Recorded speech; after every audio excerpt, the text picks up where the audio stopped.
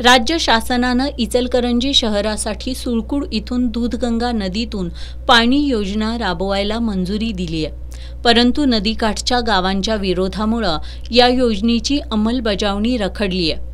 इचलकरंजीचे आमदार प्रकाश आवाडे यांनी या योजनेच्या अंमलबजावणीसाठी पाठपुरावा करण्याची ग्वाही दिली होती, परंतु ते यामध्ये अपयशी ठरलेत असा आरोप करत सुळकुड पाणी योजना कृती समितीनं गुरुवारी 26 सप्टेंबर रोजी आमदार प्रकाश आवाडे यांच्या घरावर घागर मोर्चा काढला।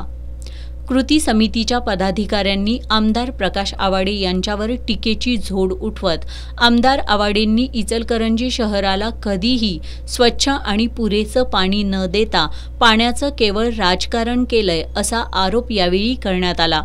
शहरवासियांना पाण्यापासून वंचित ठेवणाऱ्यांना विधानसभा निवडणुकीत धडा शिकवून त्यांना इचलकरंजीकरच पाणी पाजतील असा इशारा कृती समितीच्या वतीनं देण्यात आला।